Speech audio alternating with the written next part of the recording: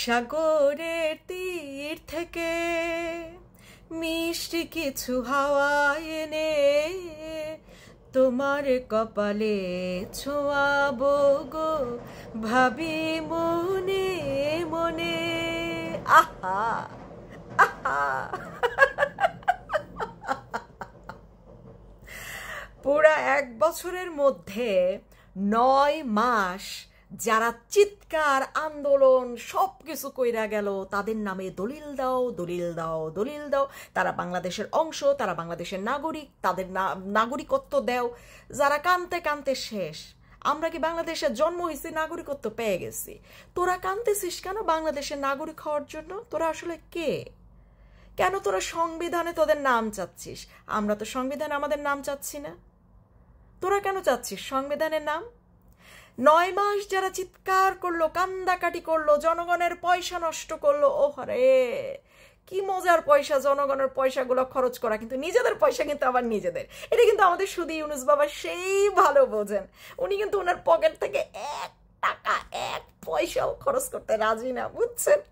উনি ওনার টাকা ওনার পকেটে রেখে এমনকি জনগণের যে প্রাপ্য, দেশের যে প্রাপ্য কর, সে করও 5 বছর মৌকুব করায় রাখছে, আগেরগুলা মামলা খারিজ করায় নিছে, সব মাফ ওনার। বাংলাদেশে 1 টাকাও দিতে রাজি না। ভাই তুমি যেটা কও আন্নে সেটা কও, ঠিক আছে? যে দুনিয়া এদিক থেকে সেদিক হয়ে যাক, সুদী বাবা তার নিজের পকেট থেকে 1 টাকাও বাংলাদেশে দিতে রাজি না, বাংলাদেশের নাগরিকরে দিতে রাজি না। এইটাই কেউ চেষ্টা করে দেখতে পারেন, দেখি পকেট থেকে 1 টাকা বাইট করে দেখান। এমনকি তার সময়কালে বিদেশ থেকে যে অনুদানগুলো আসে সেগুলোও উনি বাংলাদেশের জনগণরে দেন না। যার হচ্ছে প্রমাণ হচ্ছে ফেনীর বন্যা কবলে পড়েছিল যেই জনগণ, তাদের উদ্দেশ্যে 100 কোটি টাকা হচ্ছে উনি পেয়েছিলেন আর কি, খয়রাত পেয়েছিলেন, বিদেশ থেকে ডোনেশন পেয়েছিলেন, কিন্তু উনি দেন নাই জনগণরে। যাই হোক, উনি মানে ওভাবে সেট করে আসে, ভাই দুনিয়া যেদিক থেকে সেদিকে আমি আমার পকেট থেকে 1 টাকা দিব না, এবং আমি থাকা অবস্থায় বিদেশ থেকে যে টাকা আসবে সেগুলো আমি কোনোটা দিব না। আমি এই দেশের জনগণের পয়সায় খরচ করে একেবারে ধুইয়া দিয়ে যাবো। ওকে, গুড। তো 9 মাস পর্যন্ত চিৎকার চেঁচামেচি করে কি হইলো? যে বিশাল সেই দিন চলে আসলো, 5ই অগাস্ট। হ্যাঁ, রেডি তো সবাই? দিন কিন্তু চলে আসছে। এখন হচ্ছে ঈদ মোবারক শুরু হবে। হ্যাঁ, তো যাই হোক, ওনারা এত চালাক, আরে বাপরে বাপ। রাখছে আবার একটা মানিক মিয়া এভিনিউতে একটা কনসার্টও রাখছে। তো কনসার্টে হচ্ছে আমরা তো ভাই জনগণ হচ্ছে আমরা সাংস্কৃতিক প্রেমিক, যদি ওনারা প্রচুর পরিমাণে চেষ্টা করছে সংস্কৃতিকেও ধ্বংস করে দেওয়ার, তারপরও গান হবে, ব্যান্ড আসবে, শুই না আমরা সব দৌড়াই গেছি। ও মা, এরা চুরি করে আমাদের ছবি তুলে রেখে দিছে, দিয়া ছাপাই দিছে, বলে আমরা নাকি মানিক মিয়া এভিনিউতে সুদী বাবার সনদ পড়তে গেছি, দেখতে গেছি। কই, আমরা তো এখানে যাই নাই, আমরা গেছিলাম গান শুনতে। ভাই 12 মাসে আমাদের নিজের দেশের শিল্পীরা গান গাওয়ার সুযোগ পাইছে, সেটা শুনতে গেছিলাম। হ্যাঁ, মানে অশ্লীলতা ছাড়া একটা অনুষ্ঠান হচ্ছিল, সেখানে গেছিলাম। এর আগে যতগুলা পাকিস্তানের শিল্পীরা আসছে, সেখানে তো দেখলাম যে ওরে বাপরে বাপ, জামা কাপড় খুললা সবাই চলে যাচ্ছিল, ওখানে যাইতে পারি নাই। পরে গেছিলাম এইখানে, যে এখানে একটা ভদ্র পরিবেশ তৈরি হবে। ও মা, এরা আমাদের ছবি গোপনে তুইলা রাখছে, ভিডিও তুইলা রাখছে, রাইকা কয় আমরা সুদী বাবার দাওয়াতে গেছি। আমরা দাওয়াতই পাই নাই, সুদী বাবার দাওয়াতে গেলাম কেমনে? আচ্ছা বাদ, শুধু কি আমরা, তারা কি করেছেন? আমাদের সার্ভিস আলম, হ্যাঁ, সন্ত্রাসী সার্ভিস আলম, তারপর হচ্ছে জঙ্গি পাটুয়ারি, হ্যাঁ, তারপরে হচ্ছে আমাদের কুতকুতি ভাবি যারা,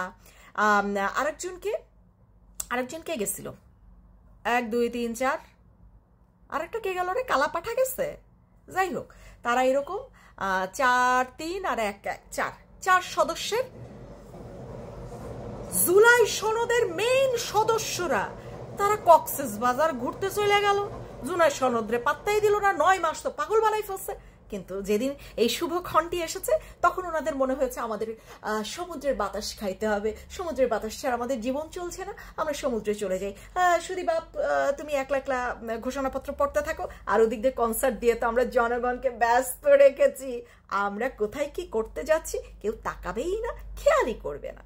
হ্যাঁ, তারপরে কিভাবে যেন বিএনপির মানুষজন টের পেয়ে গেল, তারা তো সেই হোটেলের সামনে গিয়ে আন্দোলন শুরু করে দিল। হ্যাঁ, আসলে এরা গিয়েছিল আমেরিকার রাষ্ট্রদূত পিটার হাস আছেন না, ওনার সাথে গোপন বৈঠক করতে। নইলে বোঝেন তাদের যে কোনো কথায় আপনারা ভুলে যান, মাইয়াতে পইরা যান, এমন মায়া দরদ আপনাদের, কত বড় চালাকের চালাক, এদিক দিয়ে কনসার্ট, ওদিক দিয়ে জুলাই সনদ, আর এই কজন সদস্য গোপনে কক্সবাজার। ভাবা যায়? আবার আমাদের পাটোয়ারি জঙ্গি সাহেব বলছেন ওনারা সমুদ্রের হাওয়া খেতে গেছে, এমনি এমনি বেড়াতে গেছে। জুলাই সনদের দিন এমনি এমনি বেড়াইতে যাওয়া? ভাবা যায় যে সনদ করতে করতে মানে জনগণরা অতিষ্ঠ বানাই ফেলছে। সেই সনদের দিন জনগণের রাইখা তারা হাওয়া খাইতে একলা চলে গেল কেন? জনগণকে নিয়ে যাবেন না? হ্যাঁ, এমন হাওয়া খেতে গেছেন না, হাওয়া ভরতে গেছেন নিজেদের মধ্যে। কি গোপন বৈঠক করলেন? বাংলাদেশের কোন অংশে আবার দলিলে সাইন করে আসলেন? আপনাদের তো কোনো কিছুর নিজেদের প্রতিষ্ঠিত কোনো কিছু হওয়ার দরকার নেই, আপনারা প্রধান উপদেষ্টার সাইনও আপনারা করে ফেলতে পারেন। তা আপনারা দেশের কোন অংশ দিয়ে আসলেন? নাকি নিজেদের সেফ এক্সিটটা পার্মানেন্ট করে আসলেন? কি করে আসলেন একটু জানাবেন কি? জানাবি কি শালারা হারামজাদারা? তোরা সারাক্ষণ ষড়যন্ত্রে লিপ্ত আছিস, জনগণরে একদিকে ভোদাই বানায়া একদিকে মনোযোগ দেওয়ায়া তোরা চলে যাস অন্য কিছু করতে। এই পর্যন্ত যতগুলা তারা বড় বড় অনুষ্ঠান রাখছে, দিনক্ষণ তারা ঠিক করে রাখছে, দিনক্ষণ তারা সাজাইছে, তারা গোপনে অন্য কোনো একটা ষড়যন্ত্রে তারা লিপ্ত হয়েছে। এটার আবারও আর একটা প্রমাণ। এত বড় জুলাই সনদের দিন, তোদের বিয়ার দিন, তোদের শাদির দিন, তোদের শাদি পার্মানেন্ট হবে, সেই শাদি পার্মানেন্টের সময় তোরা এখানে কবুল না বইলা তোরা চলে গেলি কক্সবাজার হাওয়া খাইতে। মানা যায়? মানবেন জনগণ? এখন জনগণের দায়িত্ব, আপনারা এদেরকে ধরেন, ধইরা বাইর করেন বা আটকায় রাখেন, অবরুদ্ধ করে রাখেন, বাইর করার চেষ্টা করেন কেন গেছিল কক্সবাজার, কারণটা কি ছিল, বাংলাদেশের কোন অংশ তারা বিক্রি করে আসলো, কোন দলিলে সিগনেচার করে আসলো, এইটা বাইর করার দায়িত্ব ছাত্র সমাজের, বাংলাদেশের সাধারণ জনগণের। তাদের অবরুদ্ধ করে রাইখা এই ষড়যন্ত্রটা কি হয়েছে, কি করেছে এটা জানার চেষ্টা করো। কারণ তারা জুলাই সনদ দিয়ে এমন ষড়যন্ত্র করছে, আগে কাউকে কোনো রাজনৈতিক দলকে কোনো খসড়া টসড়া দেয় নাই, তারা শুধু 3 রাজনৈতিক দলের খসড়া দিয়ে দাওয়াত দিছে, আর কোনো রাজনৈতিক দল কিছু জানেই না। তারা যা করে আসলে দেশের জন্য করে, কিন্তু গোপনে। হ্যাঁ, এমন গোপনে ভাই, কোনো গেরিলা বাহিনীও এত গোপনে কাজ করে না। এত গোপনে এরা কাজ করে। বাইর করেন কি ষড়যন্ত্র হয়ে গেল।